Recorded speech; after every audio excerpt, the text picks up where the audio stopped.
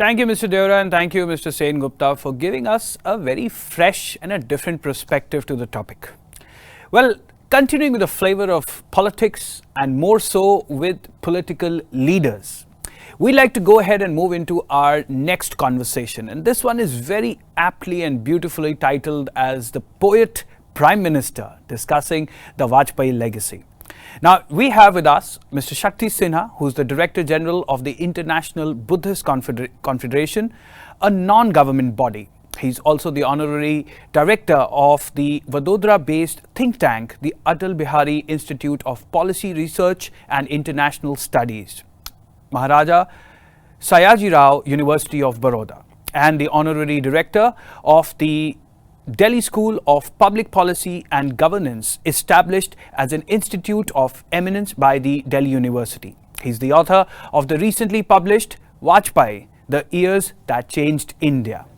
And we have once again with us, in conversation with him, Mr. Hindol Sengupta, who's a multiple award-winning author of 9 best-selling books of non-fiction and fiction category. His book, Being Hindu, became the first book on Hinduism in 70 years to win the Wilbur Award given by the Religion Communicators Council of America in 2018.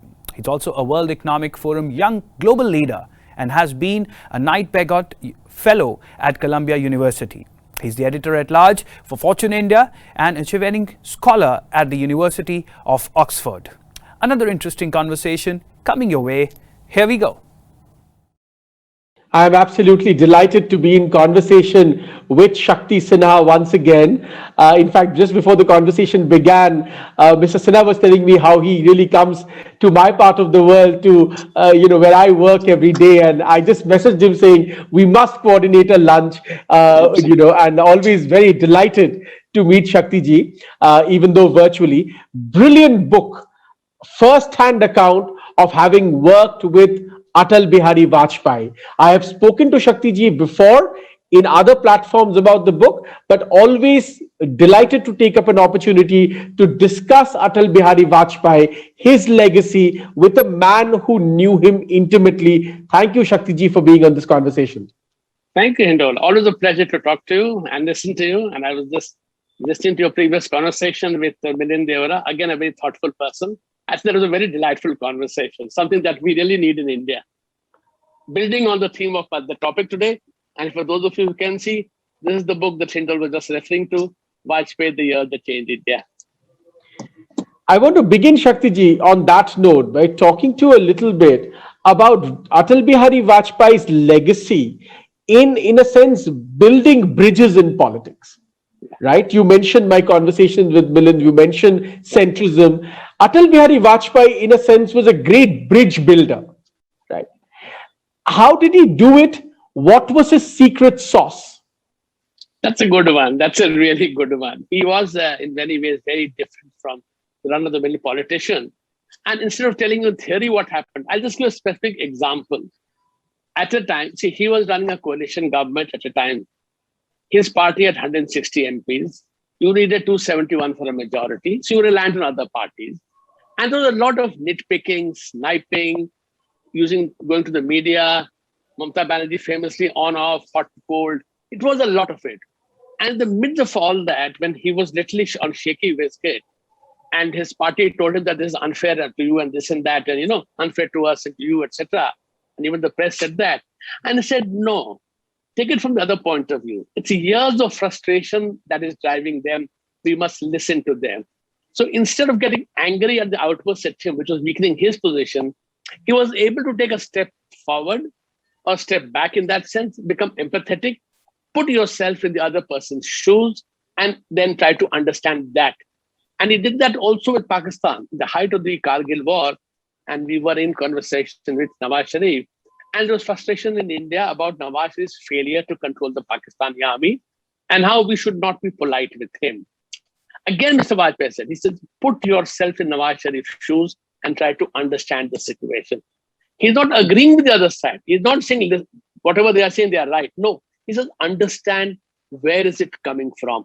If you understand where is it coming from, your ability to handle it will be that much better off, because then you have sense of what are the red lines not to be crossed, where it is possible to make some compromises, and where you can have a dialogue. So I think that was really the secret sauce behind Mr. Vajpayee's known personality as somebody who brings people together. Let me ask you a devil's advocate question then, sir. In our Twitter-fueled age, one of the things that is sometimes said about Atal Bihari Vajpayee is that essentially, while he was such a great bridge builder, in a sense, that ability to constantly listen to people, even to his own detriment, took off the killer instinct from him.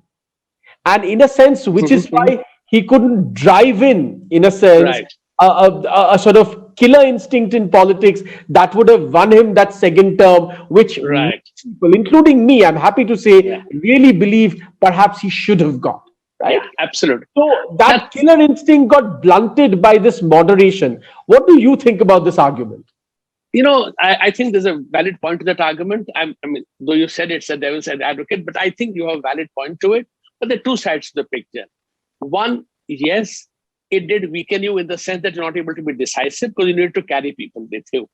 But also understand that when you have 160 MPs, in the House of 540, do you have an option but to try and compromise? Otherwise, your government goes. So, where do you draw the line? Now, when Jayalalitha became unreasonable beyond a point in March of 1999, the government fell because they said we can go up to this much to accommodate her. We will not go beyond that. And therefore, the government fell. So you could be decisive at times, but not always. But yes, in the sense that if you become a little weak on your core support group, and if they feel that this is not our government, then, to win an election, you need your workers to put in that extra effort. I mean, run 100 meters in 9.7 seconds and not 10.5 seconds. You need that extra effort. That went wrong. And I guess actually it also went wrong in the management of the party, which dumped a very good alliance with the DMK in Tamil Nadu, which had won them the last election, crossed over to the AIADMK alliance and got 0 out of 40. 30 Tamil Nadu and 1 Pondicherry. Had the NDA got 30 out of those 40 seats, which would have happened with the DMK, Vajpayee would have been Prime Minister in 2004. So, his ability or his inability to push his point of view when he wanted the alliance with DMK to continue, but allowed himself to be overruled by the party. So I think there is a point to it that at times, I guess it would have compromised the fact that you are not able to drive the agenda as much as you should drive the agenda. That's a very valid criticism. And yet, of course, to be fair to him, Mr. Vajpayee's thoughts and Mr. Vajpayee's approach to politics today is especially relevant for us, and I believe not just relevant in India, but indeed relevant across the world, because today, at a time when we talk so much about decolonization, and we talk about decolonization with aggression, in a sense, to me, Mr. Vajpayee represented decolonization without aggression. And, I'm obviously trying to choose questions for you, sir, which we haven't discussed before in other platforms about your book, because your book is so fascinating. No. But I want you to answer this, because today decolonization has become very aggressive. Pull down this statue, destroy that statue, chop off the head of that statue. That sort of decolonization. Whereas Mr. Vajpayee was as grounded as can be, and yet represented a particular kind of thoughtful decolonization. I think it's somewhere halfway house, Hindol. Actually, even he, when talking about Ayodhya, always mentioned that in the 1920s, when Poland became free of Russian control, the first thing it did was to demolish a Russian Orthodox church in the heart of Warsaw and reconstruct the earlier Roman Catholic cathedral, which was there, which had been demolished by the Russians and Orthodox Church put. So he also felt that a certain immoral things, people would try to restore the past and remove signs of slavery, signs of colonization. So that much he did agree. But yes, I think that he otherwise always wanted to look forward and carry along rather than get always stuck in the past. So while he was proud of India's past, very, very proud, if you read a couple of essays that he wrote, one I remember in Wrong Hand, he wrote in Hindi about 40 pages, which is available in a book that I know. He's very proud of India's past, very proud of being a Hindu in that sense. And yet at the same time, a forward-looking person who realized that the Cold War has got over. All our Americanism, anti-Americanism it's time to put an end to anti-Americanism. And if somebody actually opened up to the Americas, it was not so much Narasimha Rao, which was very mild, but Vajpayee's very decisive opening up in 98, 99 and carrying it then forward to the next steps of strategic partnership. So he was able in that sense to understand the past is dead or largely dead. And therefore, instead of chopping off heads, chopping off statues, heads of statues, I think let's build on something new. That I think would have been more appropriate to him. That's a fascinating point to segue into my next question, which is that indeed today we are talking about India's embrace of the Quad, which, if you remember, right up till the end of 2018, there was a debate whether India would invite Australia into the Malabar exercises and how much would India, was India demurring in a sense, how much would India go forth. But with the first ever summit meeting of the leaders of the governments of the Quad countries and their first joint statement, many people said there will not be a joint statement. In a sense, we are talking about almost a new level of engagement in India-US relationship, absolutely. Which, as you just referred to, began with Mr. Vajpayee. Yes. Take us through a little bit about his thought process. Did he ever see this kind of, would Mr. Vajpayee have ever envisaged a Quad happening? It's a very interesting point because, he in 1998, when he went to the USA for the first time as Prime Minister, at a time when post-Pokhran, there was massive sanctions against us, there was international build-up against us. So a feeling of hostility. He spoke at the Asia Society in New York. I remember it was about 11 o'clock in the morning, end of September. And he gave the history of India-US relations and said, India and the US are natural allies.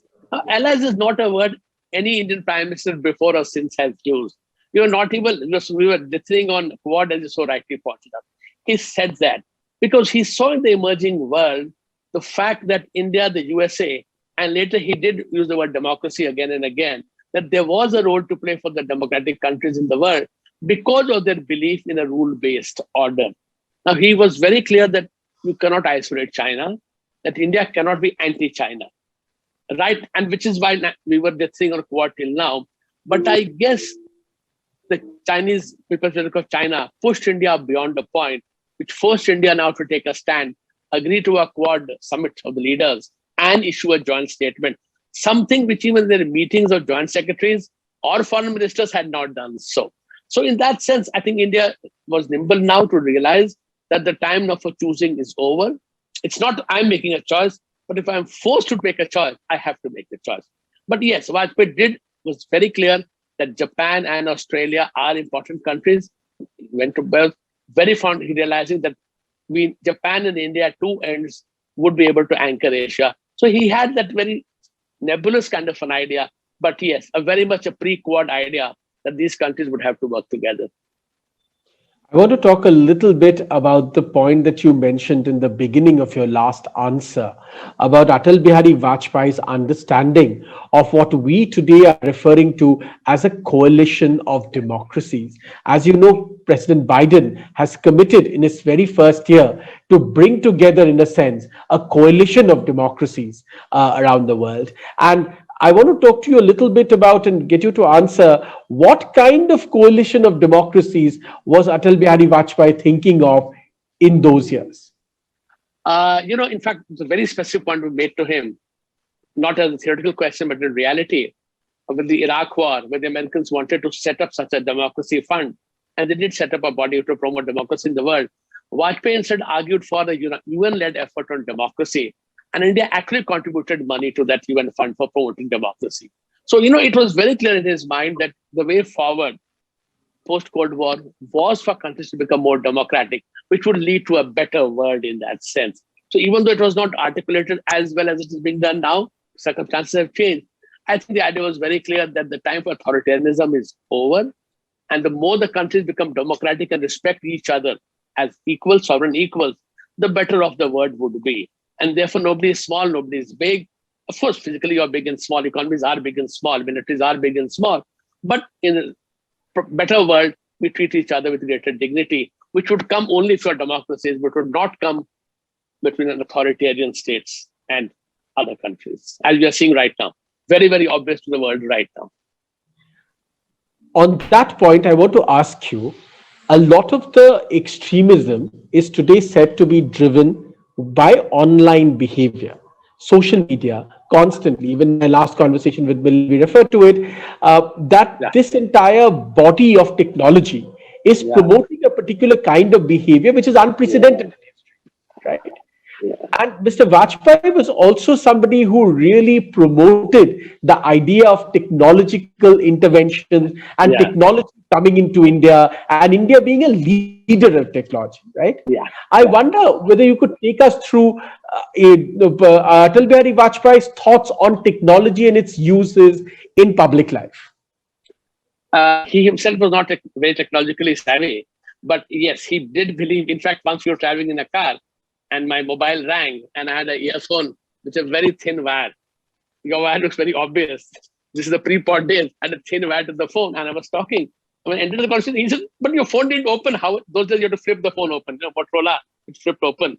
He said, "You didn't open the phone. You're still talking on the phone." So then I showed him the earpiece. So he was not technologically savvy, but he understood that in the changing world. And please remember, 99 was the year of the Y2K, where we thought that the world will come to an end because none of our computer systems are geared for the year 2000 because they were all ending at 00. So after 99, what would happen? And India did a major job in refiguring out the world technological base to provide for this problem to be over with. So he therefore became very conscious of it, because very conscious of the telecom revolution, how the telecom would actually connect the farmer to the buyer directly. So in other words, he saw technology through those interventions. None of us at that stage would have realized how social media can be so polarizing because of its ability to reduce everything to very simplistic words. Are you with me? Are you against me? Are you this? Are you that? Unfortunately, which you just mentioned, and with Milind, you were so right about it. How to develop more sense agenda. So technology for him was an enabler of economic growth. Technology was an enabler which would empower people, especially the disadvantaged. So therefore, your technology, the telecom revolution, and your village roads, and your Sarv Shiksha Abhiyan. So it's a multi-pronged effort to convert a recipient into an active agent of. I think for him, that's technology. He would Fascinating. not have I known a want to mainframe for a PC. sorry, say He again, would not please. have known a mainframe for a PC to go back to those days. But that did not matter. Leaders don't need to get into That's right. nitty-gritties. Yeah. They need to have a bigger vision. Yeah. I want to talk to you a little bit. Of course, I cannot let you go without talking to you about Pakistan, because Pakistan is in the news once again. And, there's talk once again about the Pakistan Army General saying that, a new beginning has to be made. Now, where have we heard that before, right, sir? Where have we heard that before? I want to talk to you a little bit about what Mr. Vajpayee would have made of these cycles that it keeps going through with Pakistan. It's a very fascinating question, because I'm trying to put, as you were asking the question, my mind was going back to those days. He once was clear that geography is important. It comes back to haunt you. Pakistan is a neighbor. It's probably the sixth largest country in the world in population. It's not a small country by any chance. Which Pakistan is ignored, and we also tend to ignore. And you have to make up with Pakistan in some way or the other. If you have to give a concession, if it leads to peace, yes. But also realizing, I guess, after many efforts, that there was such a big constituency in Pakistan which could never allow normalization of relations. And therefore, he broke the taboo and agreed to speak with the Pakistani army, Musharraf would then seize power until the end. That, okay, army is the only blockage on the way. Can we get the army online? And in that sense, a lot of people have written that his Pakistani policy failed because he thought he could convince them that is the interest of both countries to move forward jointly. So we've heard it many times before. We'll have a new beginning. I said, of course, we'll have a new beginning. Please stop sending jihadis to India. Please vacate Pak-occupied Kashmir and Pak-occupied Ladakh. We are fine. Absolutely no problem. We'll have a new beginning tomorrow. Why wait? So we've heard it before. We've heard it before. We have heard it before indeed. As we come to the end of our time, I want to ask you a couple of questions about Mr. Vajpayee in India, right? Mr. Vajpayee, today we of course have a situation where, the BJP has, in a sense, a far wider footprint across India than Atal Bihari Vajpayee could have envisaged, right? Yeah. He was working with a far more limited space to play with. And yet he managed to do a very effective job of it. Whether it's with Mamata Banerjee, whether it's with Jayalalitha, whether it's with Sharad Pawar, all the different sort of bits and pieces or moving pieces on the chessboard of Indian politics, Mr. Vajpayee seemed to be able to masterfully, work around them. Tell us a little bit about his strategic mind in Indian politics.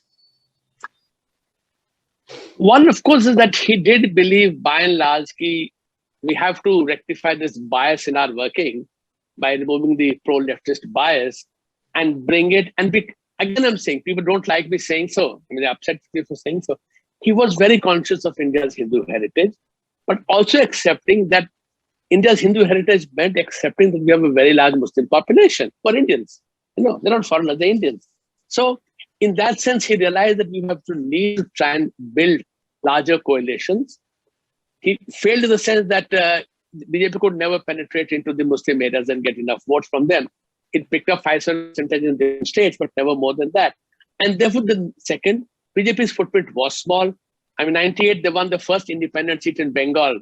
Tapan Sikdar from Damdam, he won the election. For the first time, BJP could actually win a seat in Bengal. That was it, right? Down south, an occasional seat in Andhra Pradesh in 84, you can't win elections. So therefore, the BJP had no option but to develop with Hegde in Karnataka, with the Shiv Sena in Maharashtra, with the Akali in Punjab. So you do need a Nitish Kumar and a George Fernandez in Bihar, a Mamata in Bengal, and etc. That BJP to grow would need to work with other political parties, or you would remain small too long.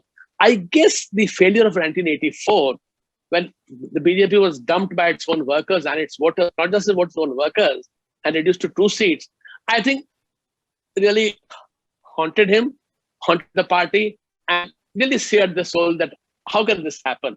And therefore, it made them more defensive than today's realities would suggest. Today, in hindsight, we can say that you don't have it so accommodative. But I think 84 was a fright to them, and for his realization that I must work with these other. And which I said, he said, we must understand their frustrations, even if they are abusing us, listen to them. So I guess that was his strategy.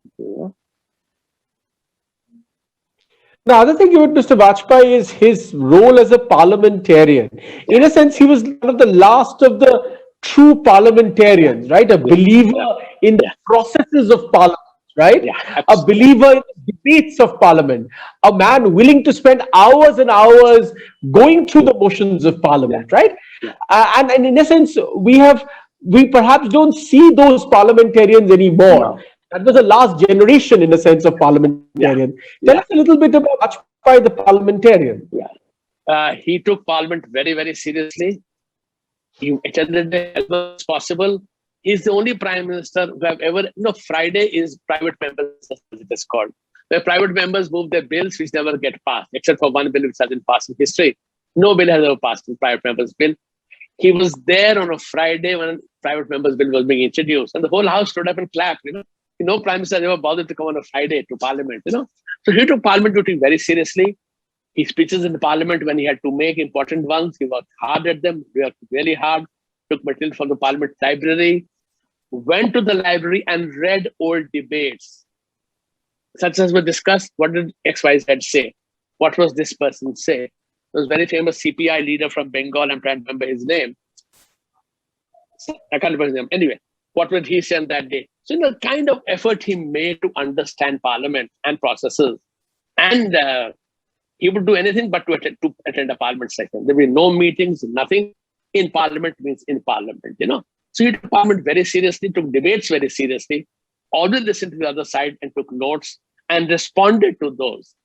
Something which very few people now bother to do, that he would respond to every point made by the other side, which means he's listening to you very carefully, because it is the highest temple of democracy in India.